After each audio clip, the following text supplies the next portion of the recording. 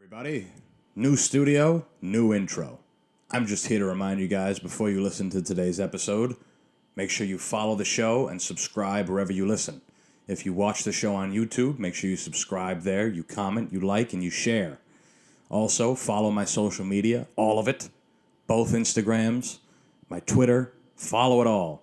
Your life is to be consumed by my life. Tell everybody that you know about me. Start conversations with the fact that the Smoking Simian is your favorite podcast. Bombard everyone that you know and love with the Smoking Simian. Send them links day in and day out of my show, of the episodes, of my posts. Get thrown out of your house because the only thing that you care about is the Smoking Simian. Do it. Enjoy today's episode. Bye-bye.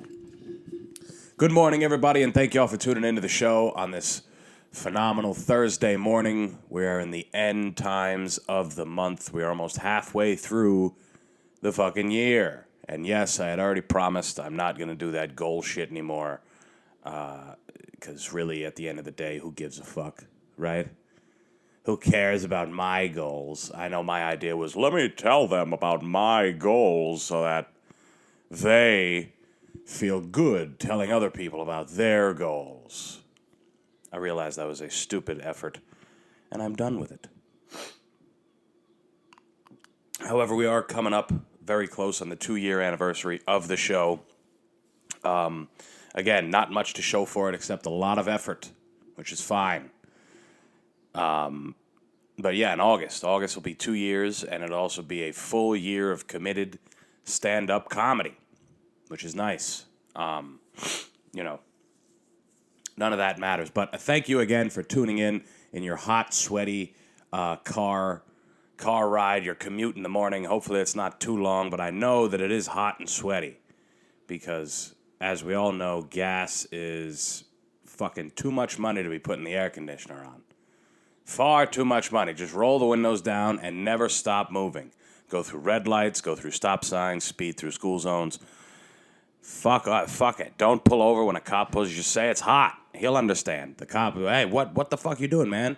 What are you doing? I started tailing you 2 miles ago, and you're like, hey, man, listen, I needed to get to work, first of all. Second of all, it's too goddamn hot for me to be in a position of not moving with my vehicle. You can't expect me to sit on the side of the highway and roll my window down while you talk to me.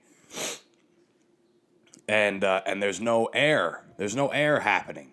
Because I'm not putting my AC on, officer. I know you guys. We pay your fuel prices, and that's fine. That's what we're here for. So you guys can sit in the nice cool air, but us, the rest of us plebeians, we have to monitor our air conditioning use, which is crazy, right? Pretty crazy. I feel like we're in World War II, right? Just as bad what's going on. World War II. 2 million people died, plus the Jews. I think it's more than 2 million. Who knows? But you remember when they had, you guys remember 1943, when they had to, people couldn't eat as much and they had to ration things, especially here in America. Everybody had to, take a little, tighten the belt. Right? Tighten the belt a little bit. That's what we're doing here. We got to tighten the belt just a little bit. Just a little bit. There's food shortages and gasoline fuel costs are exorbitantly high. The market is crashing, which we'll get into in a little bit. The market is soon to be in a recession. Rates are abnormally high. Well, rates will be getting higher, I should say. Mortgages are at, 6% or something? That could just be a number that I made up completely. But, and we aren't in a war, right? We aren't in a war, which is probably why things are so expensive and there's inflation and that type of thing. Historically, guys, you don't need some fat fucking loser sitting in his house with his big nose screaming at nobody in a shit town that he hates. You don't need me telling you that. You don't need me telling you that we as a country have been slacking. We have been slacking when it comes to creating an enemy.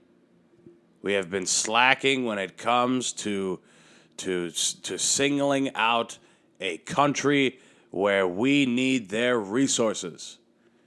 We're not up to snuff right now, guys. That's why things are in turmoil here. We need a small buttfuck country to absolutely demolish. Because when we're not doing that, things aren't fun here. Right? Things aren't fun. How am I supposed to get 15 different kinds of Oreos and be able to afford it without the innocent murdering? I'm sorry, the murdering. Well, it's innocent on our side, right? We're just trying to help each other. We're just trying to help each other the best way we can here in this country. And the best way we do that is by bombing the fuck out of other people. And we're not doing that right now, guys. We are struggling domestically, and that historically is not conducive to our growth. It's not conducive to our growth, guys. Sorry. Our struggles have to be out there. We got to pick a country that ends in stan, so we can just bomb them and take all their shit, take all the resources we can for free. Pretty much free, right? Fire sale prices. That's why, this could be why there has been a rise in mass murder, because people aren't getting their lithium. The people who are supposed to be on lithium aren't getting their lithium because we're not in a lithium-rich environment right now to take all of it from them. Right? That's the key. That's the key. If we aren't bombarding schoolhouses, if we aren't bombarding hospitals in a retaliation, in a statement. What happened to America making statements, baby? That's what we're here for. We got all the cash. How are we going to stay relevant if we're not taking the most drastic measures possible, using the highest level of technologically advanced weaponry to just wipe out bloodlines? You guys, maybe you aren't laughing, right? Because you're realizing it's true. But some of you guys know that I come on here and I satirize things and I talk shit. And right now, I'm trying to do that. But as I'm doing it, it's very much coming off as as kind of just a truth bomb. Just the way I'm saying it. Wow, my hair is fucking terrible. But just the way I'm saying it and the way that it's coming out, I'm listening to myself and I'm like, wow, this is just kind of a moment of truth for people. A truth that a lot of people would rather ignore. We would rather ignore the fact that we have such a magnificent empire, one that has been running like a well-oiled machine for years. Or at least given the illusion to be, right? And we aren't fucking enough people over right now. We aren't. We're trying to close the wage gap. Okay, fine. And I shouldn't even say trying, because it's obviously the furthest it's been, right? The greatest distance between the poor and the rich is now. Right? But more people are complaining about it. More people are complaining. And less people are willing to be exploited by companies for cheap labor. Right? We are, many of my generation are just not willing to do the jobs that have historically kept this country afloat. Important jobs like sanitation workers and fast food counter people and retail cashiers, these great high-level positions that have helped our country roll as a big shopping mall, right? A great quote from Bill Hicks. Carlin, the same thing. well, maybe not a quote because they both, I don't want to quote both of them, but they both have a similar, I guess, subject matter when it comes to this and how our country is just a big fucking mall, which it is, right? We like to buy stuff. I talk about that all the time. Last week I was talking about how Father's Day is bullshit. We had James on, and not last week, Monday. And we were talking about how it's just holidays, and I was talking about it. Holidays are just built to sell us things, and the whole nine, right? And if we are going to be able to do that comfortably, which is what we like to do, guys, we like to buy stuff, we like to buy things, we like to spend the money we make, and if people aren't working, they aren't making money, and these companies that need people to work. Who the fuck's going to work? Who's going to do it? Nobody. Nobody's doing it. Nobody's doing it. Nobody's working because the jobs blow. The jobs blow, guys. There's plenty of service industry jobs, but they suck. They suck. People don't want to do these things, And I mean, here's the thing, guys, is they are the jobs that we have, They're the jobs that we have. They're the jobs that are out there. So it's what are they just going to come up with all new jobs? All right, retail across the board. One day they're going to flip a switch and say, hey, no more cashiers. It's going to be all robots, right? Are people going to be happy with that decision? Of course not. People are going to bitch and complain. Oh, my God, they're sending in machines to take our jobs. Well, you didn't want to work them, right? You didn't want to work them. What do you think? They're going to come up with new jobs for us? Here's a better job, better pay. You're not diminished to doing some bullshit task all day. That's what a job is. That's what a job is, guys. And some are higher levels, some aren't. Good luck getting one that pays well. I'm just being honest. Good luck. You got to know somebody. You got to know somebody. It's not a real song, but guys, do you believe I haven't gotten a haircut in 3 months? I haven't got a haircut in 3 months. You know why? Because the guy that cut my hair 3 months ago charged me $60. It was like I went to a fucking salon. Charged me $60. Gave me a perfect haircut, though. Absolutely perfect. Stupendous. He cut it real short. That's why I've been able to get away. It's starting to curl up a little bit. It's starting to curl a little bit. But what is this current obsession with being able to keep your hair? What is... So many years ago, the acceptance of losing your hair was just that. It was acceptance. You just accepted it, especially as a man, right? I understand as a woman, it's a little different, right? That's what I understand. I get that, women are more attached to their hair than men are, and men are too. Don't get me wrong. It's just more frequent for us to lose our hair because our hair is based on, is there because of our testosterone, right? Our fullness of hair is based on our testosterone. Now, I've heard two different things. I've heard if you're losing your hair, you have great testosterone, right? It could be that if you're losing your hair early on. I like to think that because I am only 25, and, it really doesn't look that bad in this picture, in this video, but if I would have just turn the lights on and blast it onto my head, just like last episode, you would see that my hair is as thin as a motherfucker, and it's been thinning since I was a fucking child. So I don't know if I've ever had a full, thick head of hair, except from when I was a baby.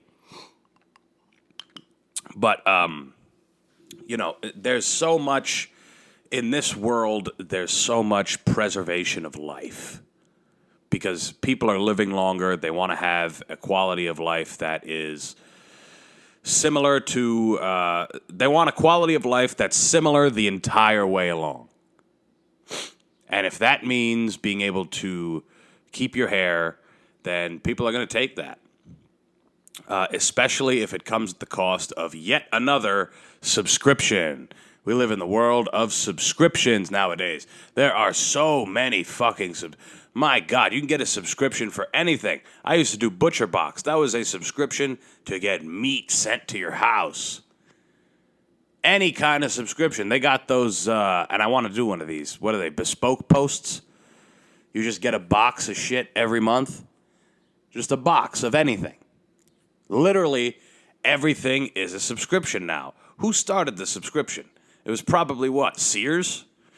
Sears, you get a thing in the mail and a catalog, and then you can order from that. It's basically the same thing. That was like the first. And now look where Sears is. Ha! Nobody fucking even knows what that is. I'm probably talking into the void when I talk about Sears. No one knows what that is. But you can use a $400 a year subscription, and you can rub oils that have been extracted from a tree that is in some endangered fucking forest, and you could use that after it's been sifted through and processed and safe and FDA approved, who we'll also get into a little bit later. Once it's been FDA approved, then you're good. The FDA, they know what... Well, fuck it. Let's get into it now, right? The FDA has... And this was a perfect segue, guys. I didn't even mean to do it this way. But the FDA is planning on banning the JUUL. Planning on banning... In fact, it's already banned. I'm sorry. They're not planning. JUUL is banned. They are not allowed to sell any of their, little Nick sticks, whatever the fuck they're called. They're not allowed to sell them. In the U.S., the place that they pumped JUUL all the way to the tippity motherfucking top. Morgan Stanley went bananas with JUUL. They helped them go public. I mean, JUUL was a hot stock, baby. JUUL was a hot stock, and it was one of the first of their kind. Right? E-cigarettes have been around for a little bit, but not like JUUL. JUUL's got a cool name, right? It appeals to everybody. Hey, brother, you got a JUUL? And then I'm thinking of a commercial, right? You got a JUUL, brother? And then it comes... And they were able to do commercials because they were marketing it as a way to quit cigarettes. So they were able to do commercials, even though, again... Smoking, the nicotine, what's the difference? It's just as bad, right? And then after the FDA pumped them all the way up, they had rapid growth. They got up like 70%. This is great. This is awesome. Look at this product, guys. FDA guys looking at each other. This is great. This is nice. Wait, hold on. Wait a second. They're marketing to children? This old dilemma. Remember when I was on here talking about how the FDA was going to ban menthol cigarettes because they allow for experimentation from the youngsters, from our young people. They allow for, it's a less harsh than a cigarette without menthol, right? Same thing with flavored cigars. So now, instead of getting rid of those things, they are just going to get rid of JUUL. Again, scared for the children. Let's make sure the children don't smoke the JUUL. We have to keep it away. No more flavors. No more flavors. They banned the flavors, right? They got rid of the flavors. Then it was just strictly whatever it is, menthol or whatever the fuck. Again, we don't want the youngsters to smoke. But here's a box of Lucky Charms. Ha ha. They're magically delicious. They'll rot your fucking teeth out. You'll get diabetes at 6 years old. Here you go. Don't smoke, though. Don't smoke. Don't you dare fucking... Don't pick a vice that is not food as a child. Don't pick a vice that isn't food and isn't some pill that'll be updated every 12 months, every 13 months.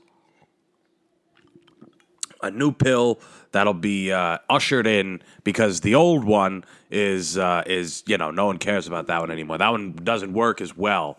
There's side effects to that one that we've been able to mitigate with this new one by putting in more chemicals that you've never heard of and have been extracted from some other country. Or maybe they're brand new chemicals that were made in a lab by a bunch of guys who said, we're going to make some cash on this. Hey, listen, put this in that pill that you give the kids to make them brain dead when they're sitting in class. Yeah, you know the pill that completely stunts their creativity and forces them to learn the bullshit that you want them to learn? Yeah. You remember how when they would come down off that, they would get really, really depressed? Well, here we go. We got a new chemical that you can put in there that makes that depression a little less intense. But it will cause extreme anxiety. But anxiety, we can milk that. We can say, hey, this pill causes anxiety, but the depression is gone. And anxiety is not as bad as depression, right? And they don't, there's barely any similarities between the two. There's one isn't a bridge for the other, right? We all know that. If you're anxious, you'll never get depressed. Same thing with the other way. If you're depressed, you'll never get anxious. You're fine. So the FDA goes ahead and approves these things, but says, hey, listen, JUUL, this is enough. You guys are fucking too many people up with this. Now, let's see. 2020, FDA begins review of all e-cigarette products on the market. The JUUL's market share plummets to 42% over the course of the year. FDA blocks JUUL. This is today. Today as I record this. FDA blocks JUUL from the U.S. market after reviewing its 125,000-page application. Nobody reviewed that. Let's just be honest. Nobody sat there and reviewed that. Even if you got 125 people to sit around and read 1,000 pages, I don't care how much you read. Nobody. Who the fuck sat there and wrote 125,000 pages? Who did that? What is on those pages? There can't be anything. There's probably half of that is probably a contract with the Dark Lord Satan. Right? Which I'm sure is in a lot of these statements or contracts, whatever the fuck they call these. I mean, 125,000. Satan probably just popped up out of the ground in the JUUL office and said, listen, if we're going to have these kids, if these kids are still going to smoke, we got to figure something out. And he snapped his fingers and said, here's a 125-page application. Give that to the FDA. They'll review it. And let's see if we can make it happen. And, of course, Satan fell short. Satan fell short with JUUL. But listen, guys, listen. All hope is not lost. You can still get your e-cig kicks. You can still get them because the FDA is allowing Views and Enjoy. Enjoy. Wow, I just got that. Enjoy and Views. V-U-S-E. They're allowing those because, based on what they say, right, FDA argues the benefits of these products for smokers outweigh their risks of being used for underage vaping. I wonder what criteria they used, right? How can one be better than the other? I think something happened very shady with JUUL. Because JUUL blew up, guys. JUUL absolutely blew up. I have the timeline right in front of me. Right? They started making, them in 2017, and then Morgan Stanley credits, what does it say, 2018, 72% of the market share, up 31% in 2018. I mean, they blew up, guys. They were making a lot of money for people. Something must have happened, guys. I have zero faith in these large regulated entities, or these regulation entities. How about that? I have very little faith that they are concerned with our children. I don't mean to say our children like I'm, some fucking community leader, but I refuse to believe that they're doing anything on the basis of keeping children safe for those reasons that I had spoken about earlier. And why are they deciding to keep these other ones around? Why not get rid of all of them? Because there's a nice tax. JUUL probably found a way to mitigate that tax. That's probably what it was. And I'm sure the FDA gets paid off of every JUUL that gets sold. And if they're not pumping out the same type of production that they were when they had 72% of the market share, JUUL was there. JUUL brought it back to life, the e-cigs. And now they're kicking them to the fucking curb. That's how it is, guys. I've spoken about it on here. The guys who break down that third wall the trendsetters, the bar raisers, they never get to see it. They never get to see what they're doing pop off, right? Look at Elvis. Died young, did all the wrong things. He was the first experiment for a major music act that is known worldwide. We didn't know he was a rock star until after the motherfucker died and everybody followed his path. And all those same people happen to be rock stars as well. Jimi Hendrix, Janis Joplin, Jim Morrison, Brian, what's his name? Brian Johnson from the Stones. All these guys that died at 27. And then all the rock stars that lived and are still alive and all the shit that they did. They got to see the first guys fuck everything up. They got to see that. Same thing with Lenny Bruce. Lenny Bruce, first comedian to go out there and do comedy the way that it's done today. And people didn't respect him for it at the time. He saw the shit end of the stick. He was the hottest comic in the country, but he couldn't do a goddamn thing in the early to mid-60s. And then, boom, dies of heroin overdose at 40 years old. That's what happens, guys. So JUUL, if you look at it that way, JUUL is like the Lenny Bruce of the e-cig market. They broke down that barrier for everybody and said, come on in. And everybody came in. And they lost a big part of that market share. Ooh, boy. They lost it. Now they're not allowed in the U.S.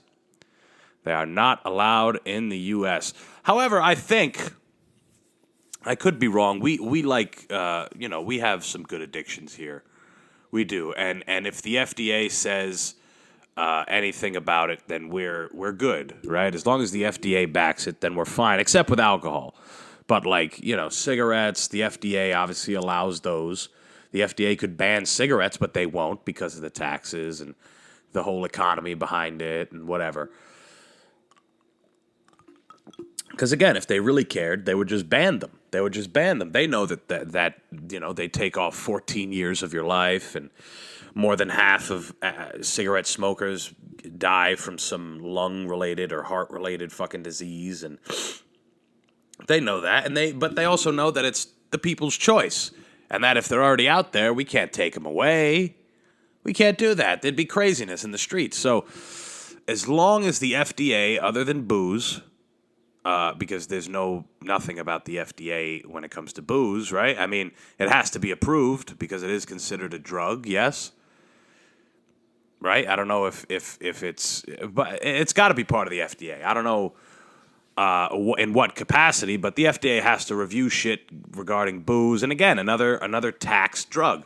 Those plus all the sugary poison that we eat with the microplastics, that all has... Again, food and drug. That all has to go through the FDA approval. The drugs that we take as people, the SSRIs and the painkillers and all that stuff, all that has to get passed through the FDA. And a lot of us have no problem with that, right? A lot of us don't have a problem with that. But I would think as far as smoking goes, cigarettes and that type of thing, they're more popular in other countries. I've been to Portugal and everybody smokes cigarettes. People in Europe, they smoke cigarettes all the time. So maybe now I'm contradicting myself because, these countries, they don't care to quit smoking. They don't care to quit smoking because they smoke cigarettes, but they live longer because their lives aren't as stressful as ours. We run 100 miles an hour all day, every day, working, toiling, trying to make money. We are the single most money-hungry country in the entire world, which is why we have the most money, which is why we have, we can get 80-inch flat screens with a fucking, like that, with a snap. You know what I'm saying? That's why we have all that shit. Because we work like dogs, but we die a lot quicker than some of these other countries. I had an uncle. He just passed away, maybe a year ago, my dad's brother. And he smoked his whole life. He ended up getting cancer, but he smoked his whole life. He drank his whole life. He did whatever the fuck he wanted. He ate good, did whatever he wanted. He died at like 84, 85. If that guy lived in America, come on.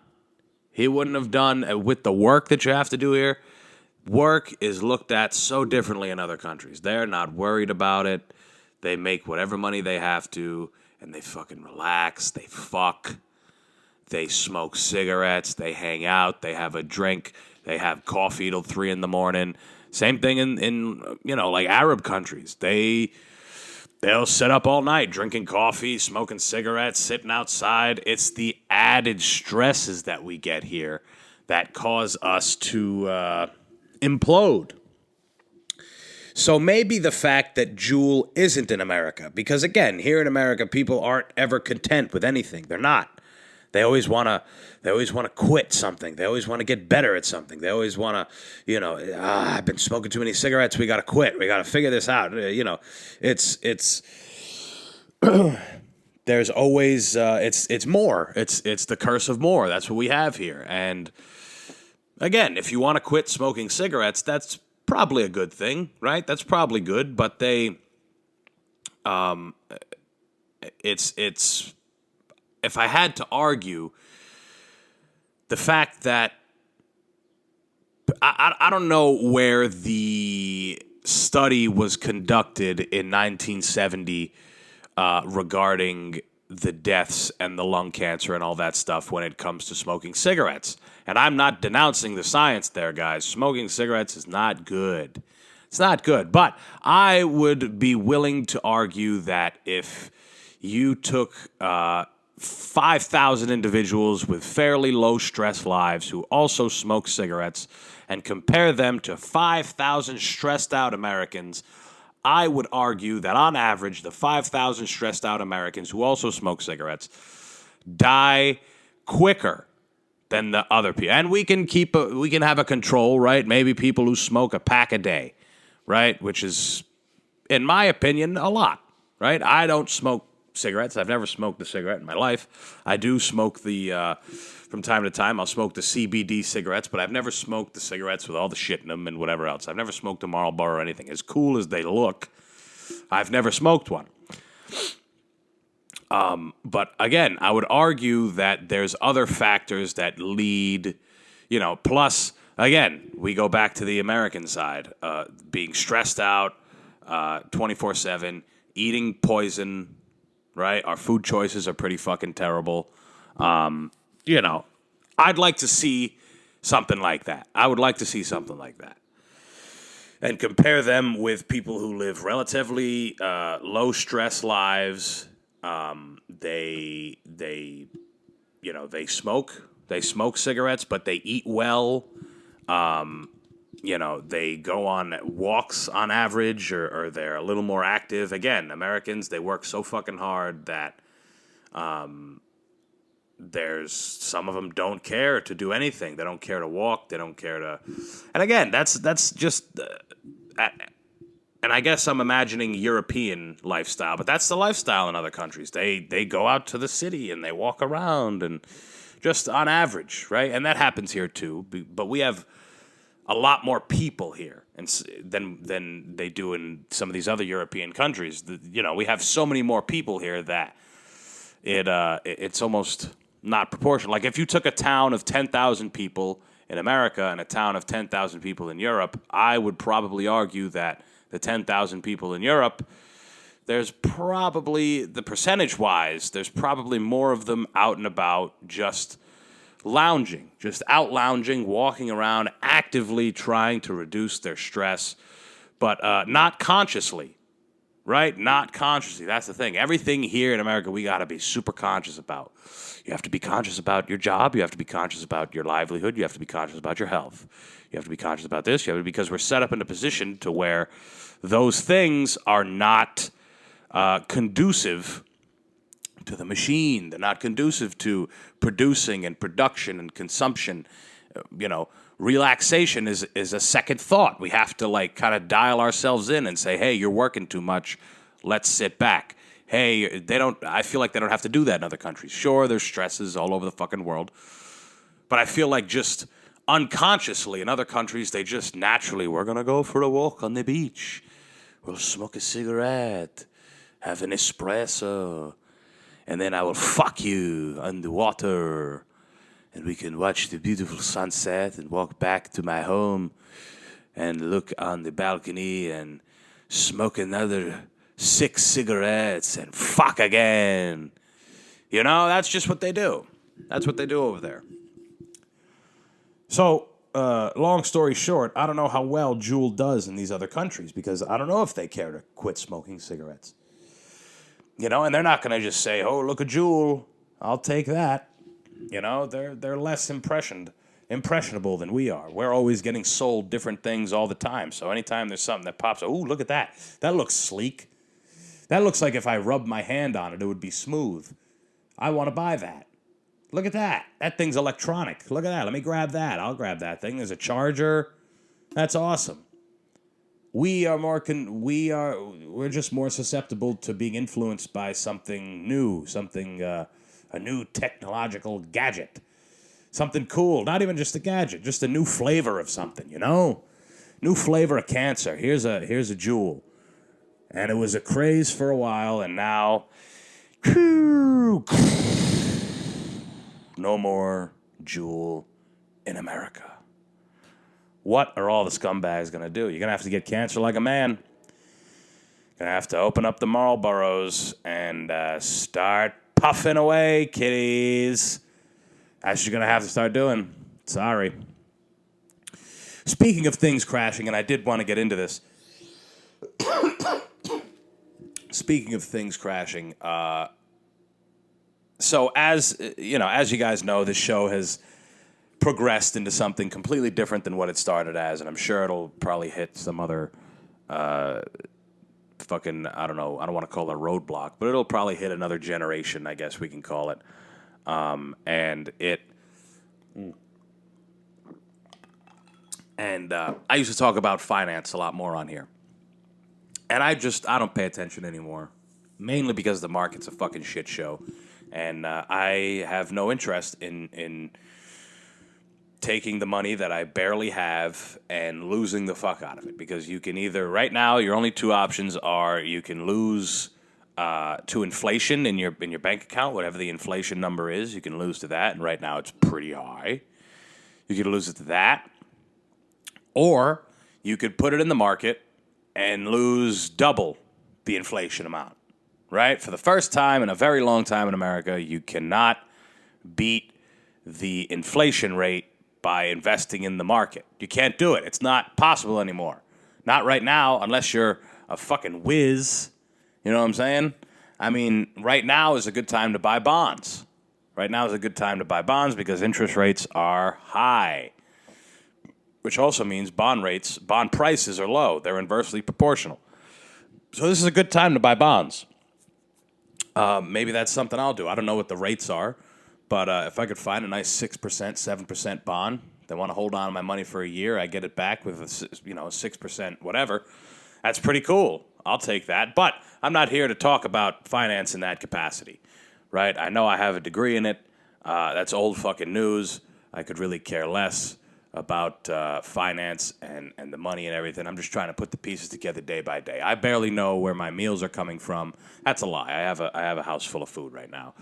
But I'd be lying if I didn't say that this has been some of the most stressful time that I've had when it comes to money. Mainly because my job, sucks. And obviously I have more bills to pay than ever. I'm out here alone, yada, yada, yada. Whatever. Cry me a motherfucking river, Antonio. We all got problems. I know. I'm just out here saying it. So I say all that to say that historically, I've spoken on here about crypto and how I have been skeptical. I have been greatly skeptical about crypto, mainly because of the unnatural growth and the whole thing. And you guys are probably saying, well, Antonio, everything's down right now. Everything is down. Yeah, it is. But it's just funny to me how many people just succumbed to the crypto mass hypnosis.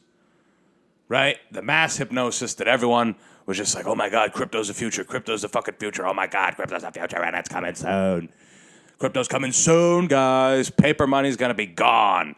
There's going to be no use for bank accounts anymore. The people are going to be the ones who have it all. No more banks No more regulated currency. Crypto is taking over the world, and we want to be at the forefront. People still do, and we want to be at the forefront. We do. There's going to be no more. And boy, oh boy, were they almost right. The monetary system right now can't get a grip on itself. It is all out of whack. And people thought that shit was going to last forever. We were all making free money, and we got to put money into the market. It pumped the market up. Whoop-de-motherfucking do. Now people ain't got no money. They ain't got the extra money to put in the market, so it's taking a shit. Plus rates are going up. So that causes the market to deflate as well. So it's just funny. Like all these guys that thought they were going to retire. I got all this. Look at this in Robinhood. I got three grand in crypto. And watch, dude, this is going to hit 10 grand. 10 grand in a couple years. Watch. And I'll be able to pull out, and I'm going to get a boat. I'm going to be good. Look at this. Look at this money. Yeah, good luck. But Bitcoin's at $20,000.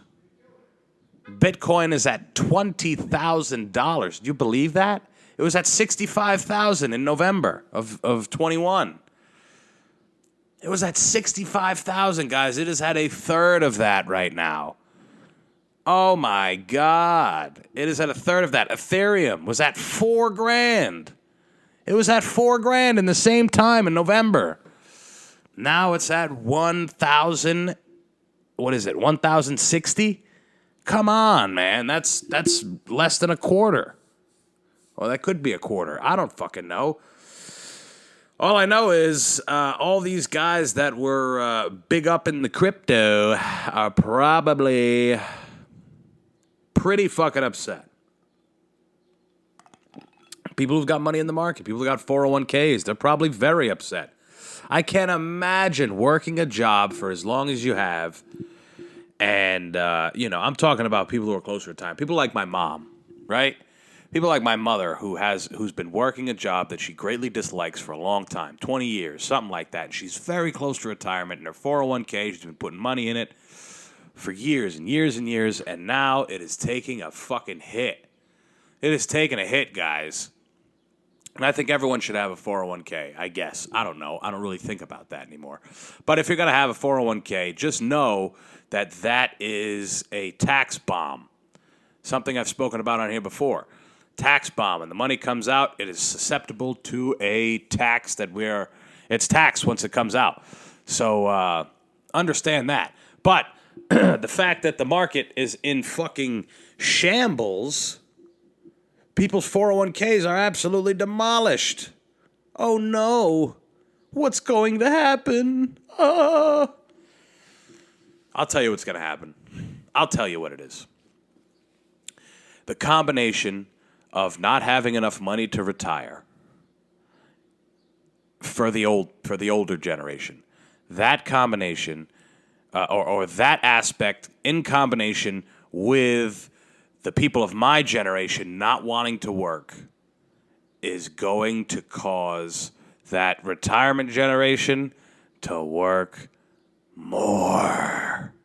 Right? Because we got time on our side. We got time to figure things out. We're 25, 26. Come on, we got time. We're young. This is the time to fuck off and fuck around with things, you know? I don't need to work that job. Fuck you. We can do that. The people that were going to retire soon, they're going to look at what they get to work with and say, oof, this isn't good. This is not good. But hey, Subway's hiring managers for $20 an hour. I'm 68. I might as well. Fuck it. What do I care? How am I going to live? It's not like I can care. How am I going to live? Right? The script is flipped. Right? We're taking our retirement early. We're taking our retirement at 25, baby. You worked your whole life. Sorry, Gerald, that you're 67 and you're retired and you thought you were going to have it. All you got left is your 20. You got 20 grand out of your 401k. Isn't that great? Isn't that nice? How about that 3% match that they lured you in with? How about that? Now and you were putting extra in every week. This is gonna be good, baby. Woohoo! Especially when you turn 60 and you knew you only had 5 years left, and you're like, we're gonna really amp it up now. And you saw the market. Wow, God, wow! I'm so close. I'm so close. This is gonna be good. Look at the market. It's so high. I'm gonna retire in 2 years, and then now it's 2022, and your investment is in the toilet. It's in the toilet, guys. But good news for you guys that wanted to retire. There's plenty of jobs out there for you motherfuckers to work. You guys are old. You got to get to work. You're going to die if you stop moving. You're going to die if you stop moving. Do you understand that? Do you understand that, you old son of a bitch? You're going to croak. You got to work. You got to work at a Target. You got to work at a Target stocking shelves when you're 73. That's what it is if you want to make ends meet. And there's plenty of those jobs. But our generation is too good for it. We're too good for it. And we see the writing on the wall, guys. There's not going to be a retirement for us, at 65. There's not going to be a planet in 40 years, right? I'm 25. In 40 years, I mean, what the fuck? There's going to be nothing. What's there going to be? There's going to be silence. This is what you're going to hear. You're going to hear.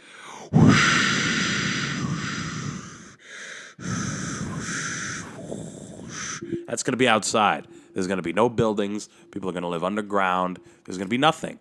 We're going to be okay at 65. Money is going to be the least of our problems. It's going to be okay. We're going to see a puddle in the barren fucking wasteland that we live in, and it's going to be buzzing, and there's going to be big fucking bloat flies that come out of it, like in Fallout, that shoot big nasty gobs of radioactive shit at you. So you got to go back underground in your tunnel. There's no money. There's none of that. Everybody gets rations. Everybody shares things. People do tasks, and it'll be like the beginning of time. It'll be like all over again. It will. It'll be all over again, except we'll have a completely barren and ruined landscape.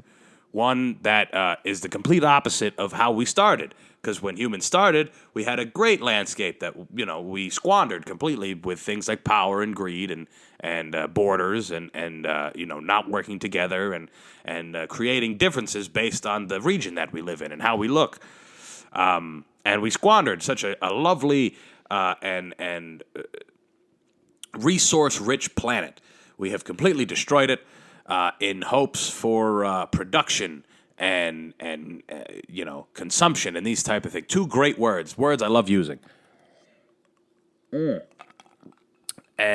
we will have squandered all that, and now we're living underwater or underground. A third of the current population is underground, and there's some above ground, right? Because there's some areas that are still nice. There's still some tourism going on. You could go to some of the states that weren't necessarily completely destroyed by the bombs and the Chinese and whoever the fuck else came to destroy us. Which is good. I mean, that's something to look forward to, right? That's why our generation is so willing to, disregard some of these jobs, because we know that when it comes time for retirement, the word that our parents love to say, hey, you got to work for your retirement. You got to work.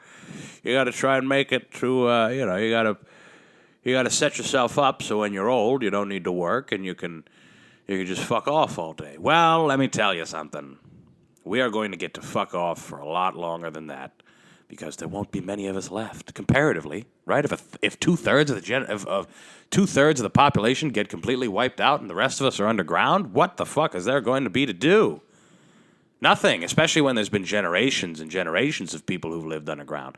I might be 65, and it might be the first generation of people who are forced to live in these areas, these sectioned off areas that are protected from radiation and rabid animals and mutated animals and whatever the fuck else. We might be the first group that has to worry about that shit. But think about the 100 years after that. If there's still people, they will have, they'll have it down. They'll have life in pods completely down, and it won't be as bad. It won't be as bad, guys, especially with the metaverse. The metaverse, you could do the metaverse underground. Come on. You could do it underground. It'll be just as fucking cool. That's what I'm assuming. I don't know how I got all the way to that. Our planet becoming a radioactive wasteland. I'm not sure how exactly I got to that. But some good news for all of you mentally ill, sick motherfuckers that definitely listen to this show or know someone, because the statistical likelihood of that is very high, that you know somebody that is, mentally ill. They got problems upstairs, right? You're listening to one. You guys have subscribed to a man who is as mentally ill as a motherfucker can get, guys. I'm telling you right now. I mean, that's what this is, right? That's what this show is. You guys are just listening to a absolutely manic, sick guy in his house who's slowly going crazy and losing everything in hopes for a dream that is incredibly outlandish and probably won't happen. But again, you got to be a little mentally ill to try some shit like that, right? If I had described that to somebody and said, hey, listen, for 10 years, maybe longer, you're going to toil at a craft, a very hard craft, a craft that is not, it's tough. I mean, you're going to be subject to ridicule, often public ridicule. You're going to be, demoralized, and you're going to be made to feel like you're nothing. And you're going to do that for a long time, and you're going to get better at it. You're going to get good. But that doesn't matter. It doesn't matter because you need to be seen. People need to know that you're good. People need to your name needs to get out there, and you need to be able to monetize it. And the chances of that are very, very low. The bar to entry is low, but which is why being able to make a living off it is very tough. So if I said that to somebody and said, hey, good luck, go ahead, they would look at you and say, I don't know. A sane person would say, I don't know. I don't know if I want to do that. I might try a little something else, a little stability here in this life. But, that's what I'm going for. And you got to be a sick, illogical motherfucker to go ahead and do that. So you guys know. You guys didn't need that whole explanation to know that I'm a sick fuck. But again, for all you sick fucks out there, there is a new number to call. And it ain't Ghostbusters, baby. There's a new 911 that is being tried all over the country. A new 911. It's actually going to be 988, and it's for mental health people. Mental health people. Mental health emergencies. And they're going to be referring you to the suicide prevention hotline, because the suicide prevention hotline is too long of a number to put in, right? If you're sitting there, and you're looking at yourself in the mirror, and you're like, I can't believe I got to this point. Oh, I hate you. And you're looking at yourself in the mirror, and you got that gun, and it's warm. It's warm because you've been passing it between your two hands, and you're loading it up. You load it up and you unload it. You load it up and you unload it. You've put it in your mouth a couple times by this point. You've put it in your mouth, and you've taken it out, and you've put it in your mouth, and you're just like, I don't know, am I going to do it? And you're crying, and you can't believe that you're this close. You're so close to just fucking ending it all, because everything has just been terrible in your life. Nothing has gone right since your fucking 11th birthday, which is, oddly enough, the best day in your entire life. There hasn't been anything that has come close to your 11th birthday, and since then, it has just been a cold misery that you've just sat in for years and years, and you're just so sick of it, and you're tired of it, and in that mess of emotion, you're like, hold on, I don't know if I want to do this, and then you look up the suicide hotline number, and you see how long it is, and you go, fuck, it's always something. Bang! And you're done. The number was too long. The suicide hotline number was far too long, and while putting in those 7 digits plus the 1-800 or the area code or whatever the fuck it is, I'm sure there were a lot of people who looked at it and said, Jesus, nothing's ever easy, and then kick the stool out from under him and suffocate him, right? Till their fucking face turned blue. And now it is much easier to get in contact with them. Now you can You just hit 3 numbers, right? You take that same case, that same guy staring at himself in the mirror, 27 years old, has nothing to show for those years of life. And he says, hold on, let me say, 988. Yes, now I can live. And they just transport you to the suicide. So what is the person that you talk to? Are they just like now that's a good job, right? That's a good job because you're not the person on the suicide hotline who has to actually talk to this person, and you may even hear them kill themselves if you don't do a good job. If you're a lackluster suicide hotline rep, I mean, I'm sure it's tough to be on that end of it. But if you're the 988 person, you're kind of just the operator. You're the middleman. Hello, this is the emergency hotline. We'll direct you to the suicide hotline. Could I ask you what your emergency is today? I want to blow my head off because I've realized that my entire accumulation of life has resulted in nothing, and I feel like I have very little to live for. I have no family. I have no friends. There's no redeeming qualities about myself. I'm ugly. I'm overweight. I can't do any of the things that I used to enjoy because I'm so just depraved in my mind, and I just hate living, and I want to end it all. All right, well, just wait 2 minutes, and we'll transfer your call. Do-do-do-dee, da-da-da. It's the music. Ba-ba-ba. And you're just sitting there, and you're just like, this is nice. I feel like this is official. This is, I am, my entire life, it seems like it's better now because I can listen to this nice little ditty while I wait to talk to another person. Or do you think it'll be a robot? Right? Hello, thank you for calling the 988 mental health hotline. How can we help you today? If you're thinking of killing yourself, press 1. If you're thinking of self-mutilation, press 2. If you've been vomiting uncontrollably for the past 24 hours, please press 3. If you'd like to speak to a representative, press 4. Right? I don't know. I'm just spitballing ideas to make the process a little bit more efficient because it's a delicate topic, guys. It's delicate. You guys know that. You guys know that I take the utmost precaution when it comes to talking about something like suicide or mental health or mass shootings or geopolitics and humans run amok. You guys know I try very hard to mitigate the offense taken when talking about those kinds of things. But, I think it's a good idea. I think that the fact that they just transfer you to the suicide hotline is weird. I think that's strange. I feel like it should be its own thing.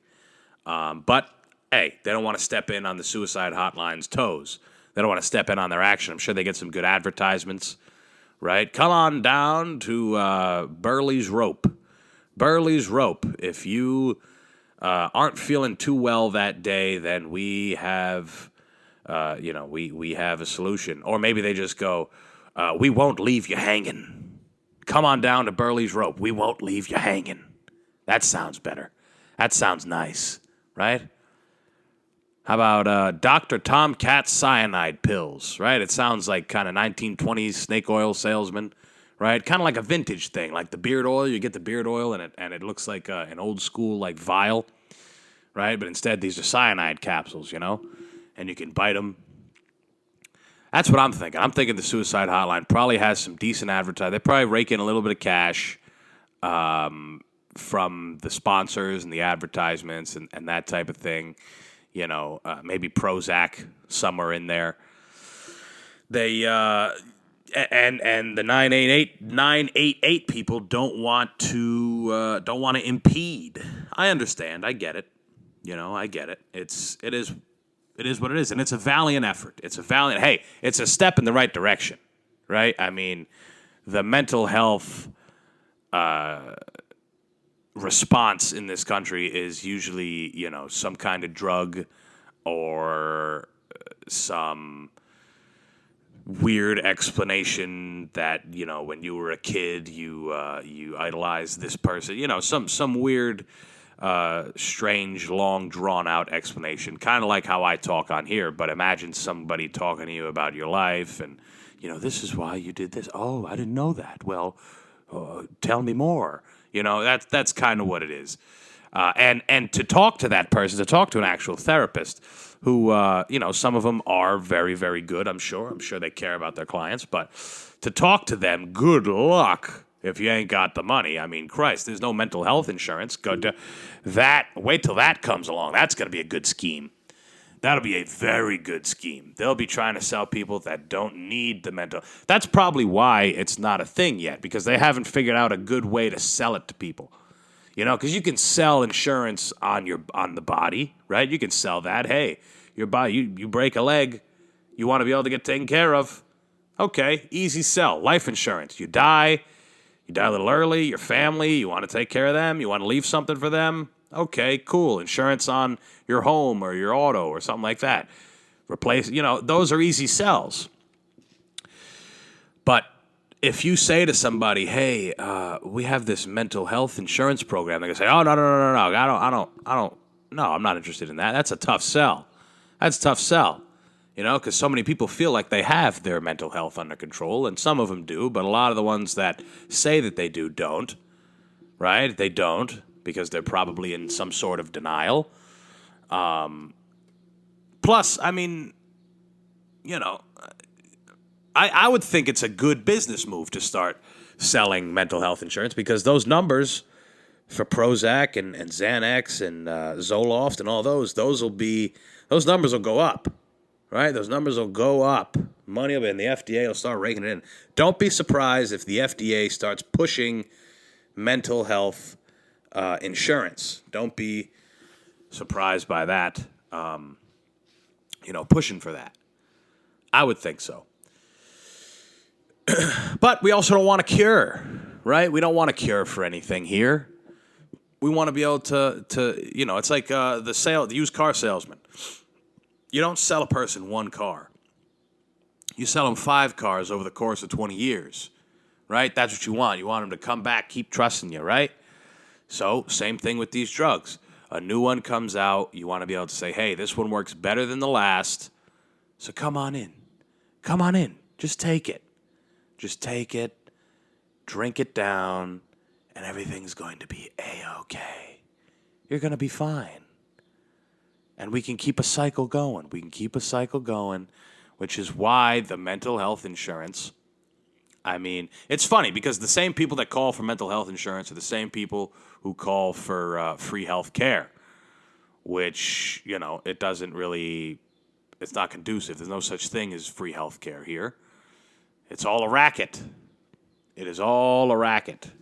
Mental health insurance is cool, but mental health stuff should be free, right? But then again, how do you have industry? How can you have an industry how can you have an enterprise if there's no money involved?